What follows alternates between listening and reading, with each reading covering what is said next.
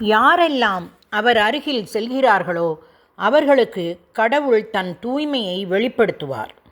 நீங்கள் அவர் அருகில் செல்ல வேண்டும். ஒரு தேசத்தின் மறுமலர்ச்சி அல்லது தனிப்பட்ட மறுமலர்ச்சி வாழ்வில் காணப்பட எனது பெயரை போற்றிடும் என் மக்கள் சிறுமையுற்று தங்கள் பாவங்களிலிருந்து மனம் வருந்தி இறந்து மன்றாடி என் திருமுகத்தை நாடினால் வானகத்திலிருந்து அவர்களது மன்றாட்டுக்களை கேட்டு அவர்கள் பாவங்களை மன்னிப்பேன். அவர்களது நாட்டுக்கு நலனளிப்பேன். கடவுள் கனிவான நெகிழ்வான இதயத்தை அன்பு செய்கிறார். ஏனெனில் அத்தகைய இதயம் அவருக்கு கீழ்ப்படியும். அந்த இதயம் அவர் தட்டினவுடன் உடனே திறந்து கொள்ளும். கடவுளுக்கேற்ற பலி நொறுங்கிய நெஞ்சமே. கடவுளே, நொறுங்கிய குற்றமுணர்ந்த உள்ளத்தை நீர் அனுமதிப்பதில்லை. தொடர்ச்சியான மனமாற்றம் பெற அருள் பெற்று எத்தனை வாரங்கள், மாதங்கள், வருடங்கள் ஆகின்றன.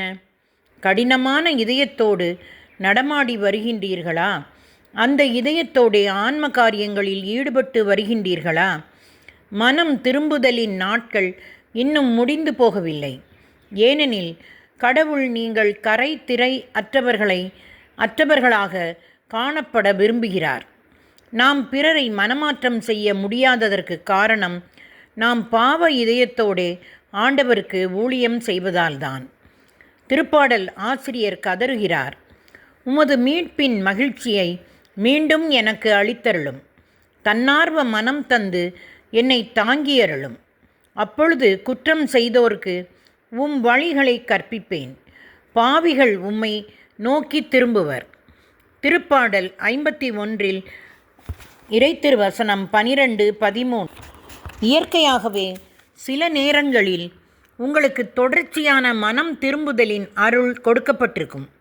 ஆனால் சில நேரங்களில் நீங்கள் தூயவரான கடவுளை நம்பிக்கையுடன் தேட வேண்டும். கடவுள் எப்படிப்பட்டவராயிருக்கிறார் என்று கூர்ந்து ஆராய வேண்டும். உங்களை அழைத்தவர் தூய்மை உள்ளவராயிருப்பது போல நீங்களும் உங்கள் நடத்தையிலெல்லாம் தூய்மை உள்ளவர்களாயிருங்கள். என் செய்தி வேளைக்கு முன்பாக ஆண்டவருக்கு மகிழ்ச்சி தராத காரியங்கள் என்னிடம் உண்டோ என்றும் அதை வெளிப்படுத்தி தருமாறும் நான் ஆண்டவரிடம் கேட்பேன். தூய ஆவியின் ஒளி என்மேல் ஒளிரும். அப்போது என் வாழ்வில் நான் கண்டிராத காரியங்களை நான் பார்ப்பேன். மனமாற்றத்தின் கண்ணீர் என்னிலிருந்து ஊற்றெடுக்கும். அந்த தருணங்கள் என் வாழ்வில் மிகவும் அருமையானவைகள். கடவுள் உங்களை சிறப்பாக பயன்படுத்தும் நேரங்களும் உண்டு. அதற்கு முன்பாக மனம் திரும்புதலுக்கு உங்களை நடத்துவார். சில மாதங்களுக்கு முன் ஒரு வாரம் முழுவதும் கடவுளின் வல்லமையால் நான் ஆட்கொள்ளப்பட்டு இருந்தேன். நான் எங்கு சென்றாலும் தூய ஆவியின் வல்லமை என்னுள் செயல்பட்டு கொண்டே இருந்தது. சிறிது சிறிதாக என் எல்லா குற்றங்களும், என் இதயத்தின் ஆழத்தில் உள்ள மறைவான பாவங்களும் எனக்கு வெளிப்படுத்தப்பட்டன. தொடர்வோமா நண்பர்களே?